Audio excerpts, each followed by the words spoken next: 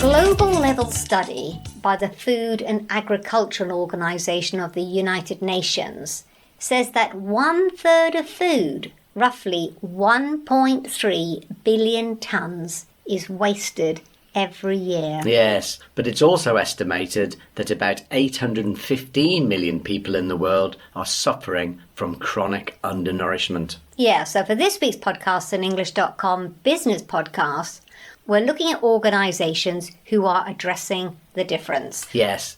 Now let's start in India, where almost 190 million people go to sleep every day hungry. Now, you know India very well, Richard. There's a huge difference, isn't there, between the haves and have-nots? Yes, there is indeed. And back in 2014, an initiative called No Food Waste was started. No food waste. Yes, it's a very simple idea. It aims to redistribute excess food from weddings, parties, events, etc., where the people overorder the food. Right. And they give that excess food to the hungry. So it's the uneaten food. Yes, but obviously hygiene standards are very, very important. So it's untouched, edible, surplus food. So it's not half-eaten or spoiled stuff. Right, and it's not thrown away. Exactly. Well, that's interesting, Richard, because closer to home in Europe, a Danish organisation started Too Good To Go in 2015. Now, again, they aim to reduce food waste and also redistribute surplus food. But in their case, it's food that's not sold. It's a B2C. B2C, okay, business to consumer. So in this case, the business is things like grocery stores, bakers, pizzerias, restaurants and markets, etc. Right, okay, so that sounds good, but how does it actually work? It's all through a free mobile application.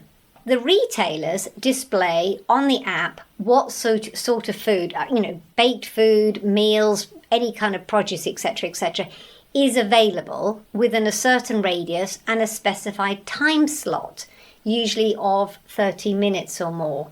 So how does that actually work in practice then? For example, a grocery store realises at the end of the day it has a load of fruit that needs selling immediately, right? So they box up a variety of things and they advertise it on the app.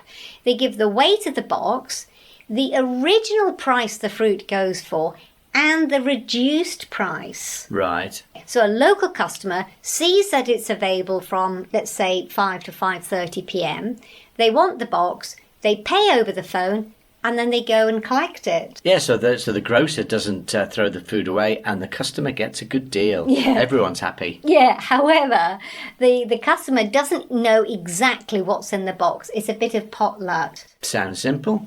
I actually quite like the element of surprise, Richard. So you take a baker, for example. Towards the end of the day, they've got a load of cakes, buns, pastries, etc. still available. So they box these up. They say that originally they're worth €12, but if someone collects them in the afternoon, late afternoon, they can have them for $3.99.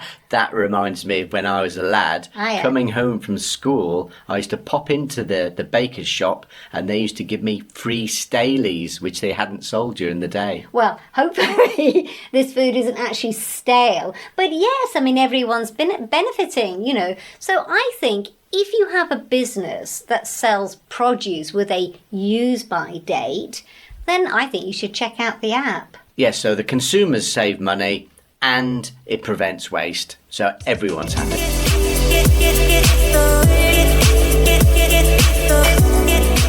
Let's break down some important idioms and phrases. The haves and the have-nots. Meaning, this phrase refers to people who are wealthy or privileged, the haves, and those who are poor or deprived, the have-nots. Example, in India, there's a large gap between the haves and the have-nots, making food redistribution initiatives even more critical. Go to sleep hungry. Meaning, a simple but vivid phrase that conveys not having enough to eat by the end of the day. It emphasizes the harsh reality of hunger. Example, nearly 190 million people in India go to sleep hungry every day. Uneaten food. meaning this refers to food that has been prepared but not consumed. In this context, it's important to mention that this food is still edible and untouched. Example: no food waste redistributes uneaten food from events like weddings and parties to people in need. Box up, meaning to pack items, such as food, into a box or container for storage or transport. Example: grocery stores box up surplus fruit and advertise it on the app for local customers. Potluck, meaning a situation where the outcome is uncertain, often involving food where participants don't know exactly what they will receive. Example: the customer buying a discounted box of food doesn't know exactly what's in it, so it's a bit of potluck. Element of surprise, meaning an unexpected twist that can either be enjoyable or risky, adding excitement or unpredictability to a situation. Example: the element of surprise in Too Good To Go boxes can be exciting for customers, as they get to see what food they end up with. Everyone's happy, meaning this idiom is used to express a win-win situation where all parties involved are satisfied with the outcome. Example: in this case, the grocer doesn't waste food, the customer gets a deal, and everyone's happy. That brings us to the end of this episode of the English Daily Podcast and English.com Business Podcast. We've covered some inspiring solutions to tackle food waste, from India's No Food Waste initiative to Denmark's Too Good To Go app. These efforts show us that we can all play a part in reducing waste and making a difference in the lives of those in need. Thank you so much for listening, and a big shout out to my co-host Richard. We'll be back soon with more conversations on important global issues. Until then, keep learning, stay inspired, and remember, small actions can lead to big changes. See you next time. If you enjoyed this conversation, don't forget to subscribe, leave a review, and share it with others who might find it helpful. Together, we can raise awareness and take steps toward a more sustainable future.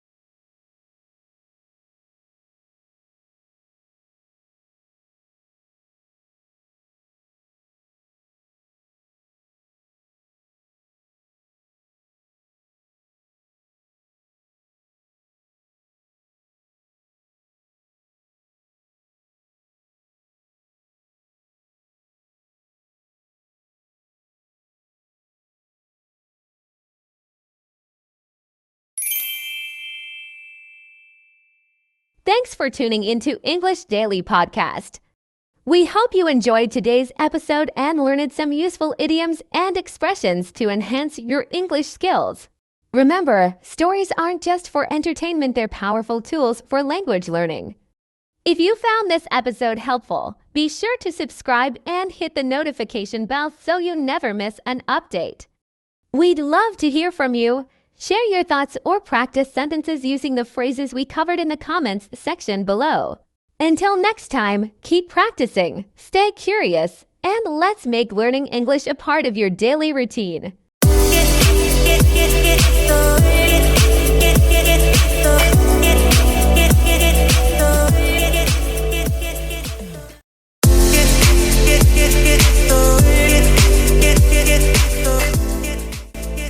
Listeners, welcome back to English Pod. My name is Marco. And I'm Erica. And today we're going to be talking about a very special topic.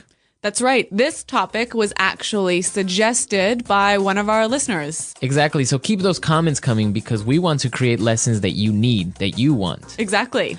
So what are we talking about today? Today's lesson is about applying for a visa. A very, very important topic. Yes, and specifically, it's about a visa interview. Exactly. As you all probably know, when you apply for a visa, especially for the US, you have an interview. Yes. Where you have to answer some questions. Yes. And that's what we're going to be talking about today. So before we jump into the dialogue, let's take a look at vocabulary preview. Vocabulary preview. Okay, so let's talk about visa. Right. A visa, it's not a credit card. No, not Visa or MasterCard. No. So a visa is an official document that you get in your passport that allows you to travel legally to a country. Exactly. So with this document, you can go into a country. Okay, so we have different types of visas. Today, we're going to be talking about a B2 visa. Right. A B2 visa is a tourist visa. A tourist visa. Yeah. This is only for the United States. Other countries may have different classifications for their visas, but B2 is for the United States. Right. So, Marco, we use a tourist visa when we want to be a tourist and just travel in the US. What about a resident visa? Well, you can have a temporary resident visa.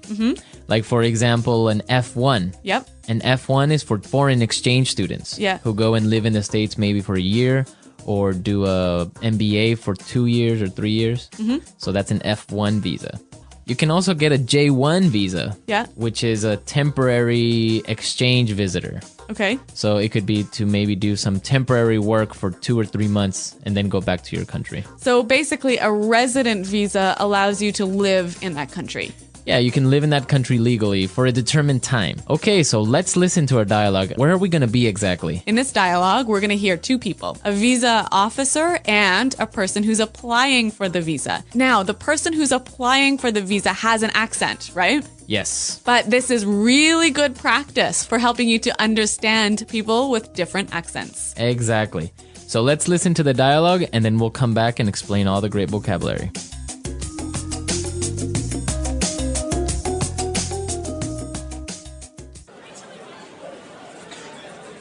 So you're applying for a B2 visa. Where's your final destination and what's the purpose of your trip to the United States? I'm going to visit my brother. He's just had a baby. He lives in Minneapolis. And how long do you plan to remain in the United States? I'll be here for approximately 3 weeks. So here's my return ticket for the 26th of March. And who's sponsoring your trip? My brother. Here. This is an invitation letter from him. I will stay with him and his family in their home. All right. Tell me about the ties you have to your home country. Well, I own a house. Actually, I'm leaving my dog there with my neighbors. I have a car at home. And my job? I'm employed by Tornell as an engineer. Actually, I only have 3 weeks vacation, so I have to go back to work at the end of March.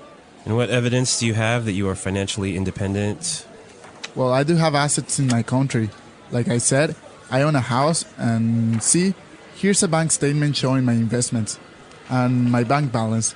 I'm sorry, sir. We cannot grant you a B2 visa at this time. Instead, you are granted a resident visa. Congratulations! You are the millionth person to apply for a visa. You win! Congratulations! Yay!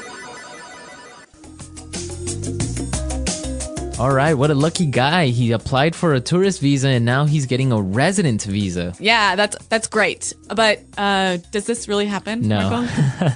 No, that would never happen at a consulate. Okay, well, we can dream that this might happen for us. Yeah, exactly. All right, let's take a look at the words in language takeaway today. Language takeaway. All right, on language takeaway, we have sponsoring. Sponsoring. Sponsoring. Sponsoring. So, Erica, what does it mean to sponsor somebody? When you sponsor somebody for a visa, you take care of them and make sure they have enough money. Okay. So you are the one who's responsible for all of their expenses and making sure they just have enough money. Okay. So, for example, when I was 16, I made a trip to another country. Yep. And my parents were my sponsors. So they took responsibility for your money. Exactly. Okay. Let's look at our next word. Invitation letter. Invitation letter. Invitation letter. Invitation letter. Now, this is a really important part for a visa application. Yes, very important. What is an invitation letter? Well, an invitation letter is a formal letter that a friend or a relative or maybe a business writes to ask you to come to their country. Exactly. So you're being invited for a specific purpose to the United States. Yeah, and you have to give this letter to the visa officer. Okay. Invitation letter. Our next word, ties. Ties. Ties. Ties. Looks exactly like tie, like the one you wear in your suit. Not quite the same though. All right, so what are ties? The ties you have to your country are the things that keep you attached to your country. Okay. That make sure that you will return to your country. Okay, so what are some examples of ties? Like maybe a house or a wife or a child or maybe some money in your bank account. Okay. Or a job even. Okay, perfect. Yeah, a good way to think of this is imagine like a rope that's attached to you and tying you to your country, to your house, to your job, to your kids. Okay, so you can't run away. Exactly. Okay, that was clear, but let's listen to some more examples of how we would use ties. Example 1. I sold my house and closed my bank account. I don't have any more ties to my home country. Example 2. Alvin enjoyed being single. He wasn't ready for the ties of family life. Example 3. Diplomatic relations have improved, and the ties between the two countries are stronger. All right, it's clear now. Mm-hmm. Let's look at our next word, financially independent. Financially independent. Financially independent. Financially independent. So that means that you don't need anyone. That you have enough money. You have enough money for yourself. Right. So you don't have to ask your parents to pay for your ticket or pay for your food or whatever. Okay. And our last word for today, assets. Assets. Assets. Assets. Okay, so your assets are kind of like your ties. Right. There are things of value that you own, things that are expensive that you own in your home country. So it would be a house, Yep. a car. Yep. Maybe stocks. Stocks. Or investments. Okay, so all of those things are your assets. Mm-hmm. Okay, so we've seen a lot of great words, and I think it's time for us to listen to our dialogue again. We're going to slow it down for you. Yeah, this will help you understand it a little bit better.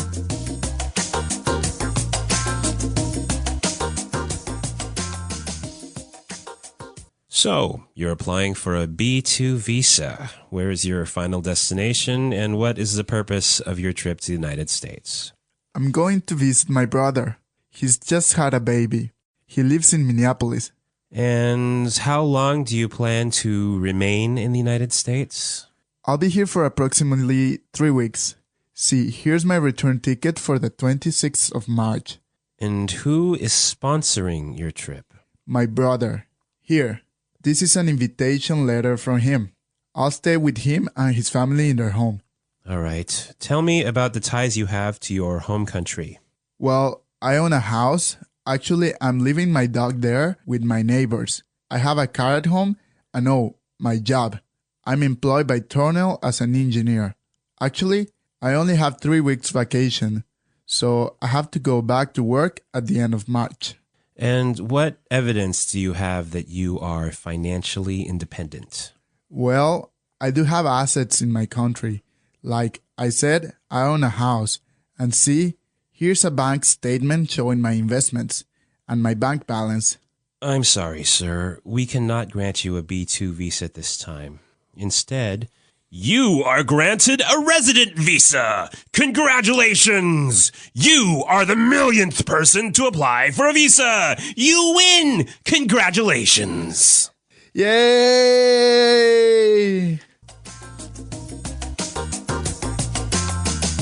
Okay, today we're not going to do our regular toolkit like Fluency Builder, putting it together. No, we're going to do something a little bit different today. We're going to talk about the questions you will probably be asked at an interview for a US visa. Yes. And the useful language that you can use to answer these questions in a good way. Okay, so let's take a look at our first question. Where is your final destination, and what is the purpose of your trip to the United States?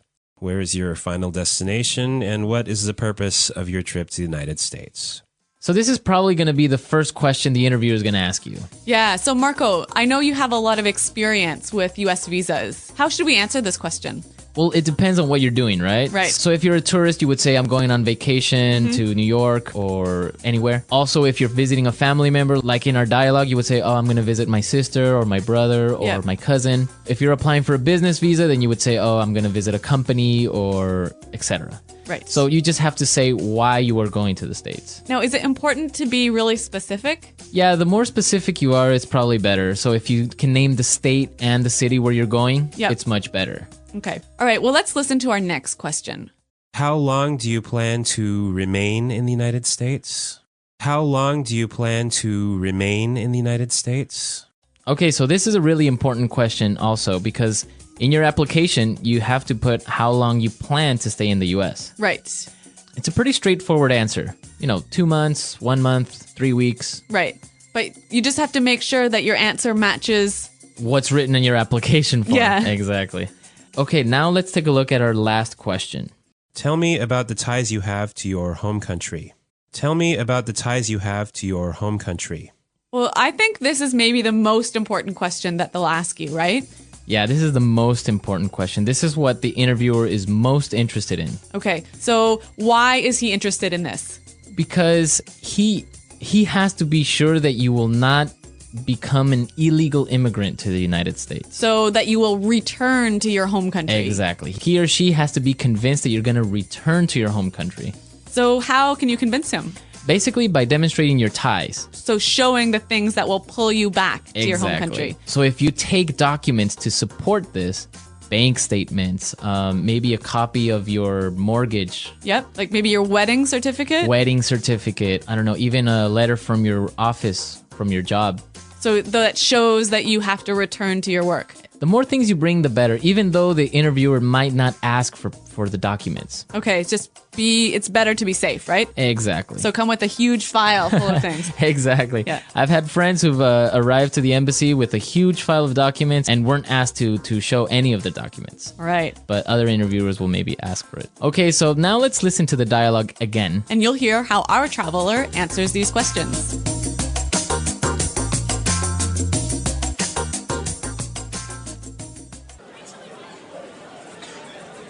So you're applying for a B2 visa. Where's your final destination, and what's the purpose of your trip to the United States? I'm going to visit my brother. He's just had a baby. He lives in Minneapolis. And how long do you plan to remain in the United States? I'll be here for approximately 3 weeks. So here's my return ticket for the 26th of March. And who's sponsoring your trip? My brother. Here. This is an invitation letter from him. I will stay with him and his family in their home. All right. Tell me about the ties you have to your home country. Well, I own a house. Actually, I'm leaving my dog there with my neighbors. I have a car at home. And my job? I'm employed by Tornell as an engineer. Actually, I only have 3 weeks vacation, so I have to go back to work at the end of March. And what evidence do you have that you are financially independent?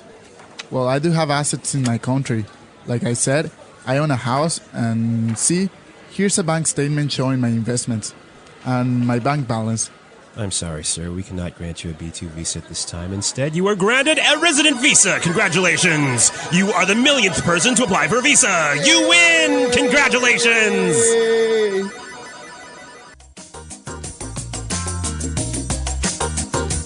Well, I hope this was a useful lesson for all of our listeners because I'm sure that in one point or another, in the future, you're going to apply for a visa. Mm-hmm. So now you know all the language that you need to more or less answer all these questions that you're going to be asked. Yes. And Marco, I'm sure that people have already applied for visas for the US, right? Probably, yeah. And I want to hear from our users any stories that they have about applying for a visa. Yeah, that would be great. I know that I have some stories to share on the comments board. Mm-hmm.